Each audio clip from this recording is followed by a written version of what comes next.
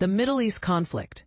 A delicate dance towards peace. The world holds its breath as a fragile ceasefire in Gaza takes hold, but the road to lasting peace remains fraught with challenges. Israel and Palestine, two nations with a history of conflict, are once again at the center of international attention. As of 1 minute ago, Israel has released a list of 250 Palestinian prisoners to be freed, marking the initial phase of a U.S.-mediated ceasefire and hostage release agreement. But here's where it gets complex.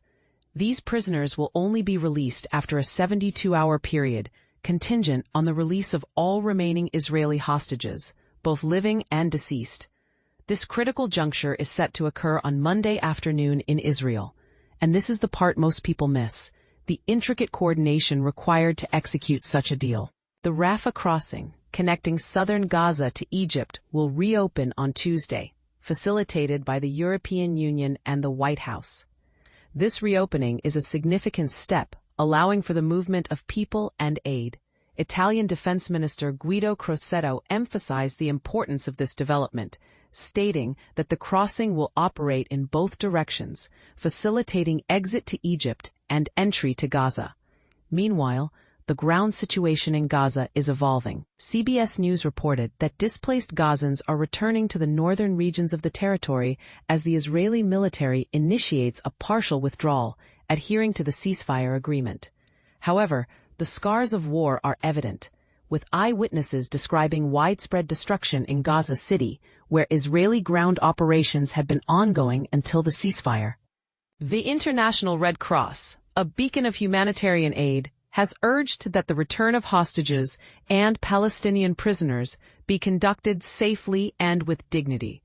President Mirjana Spoljaric emphasized the organization's commitment to reuniting families and ensuring dignified mourning for those who lost loved ones. This plea underscores the human cost of the conflict, but the path to peace is riddled with complexities. Hamas, the Palestinian militant group, has agreed to release all Israeli hostages, but only under specific field conditions. Israeli officials believe that only a fraction of the hostages held in Gaza are still alive, a grim reminder of the conflict's toll. President Trump's envoy, Steve Witkoff, confirmed the completion of the first phase of Israel's military withdrawal in Gaza, marking a significant milestone. However, the Israeli Prime Minister, Benjamin Netanyahu, struck a more assertive tone, stating that Hamas will disarm and Gaza will be demilitarized, implying that force may be used if necessary. Netanyahu's comments highlight the delicate balance between diplomacy and military might in resolving this long-standing conflict. As the ceasefire takes hold, 600 aid trucks are poised to enter Gaza, bringing much-needed humanitarian assistance. Yet, the situation remains tense, with Israeli officials warning Gazans to stay away from designated areas where their forces are stationed. The explosions and smoke that filled the skies above Gaza just hours before the ceasefire serve as a stark reminder of the volatility of the region.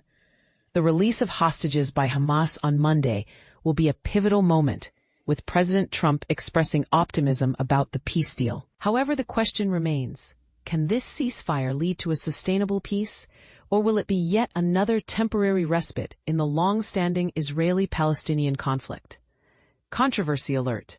Some argue that the Israeli government's approach to the peace process has been heavy-handed, while others believe it is a necessary strategy to ensure security. What's your take on this delicate balance between diplomacy and military action?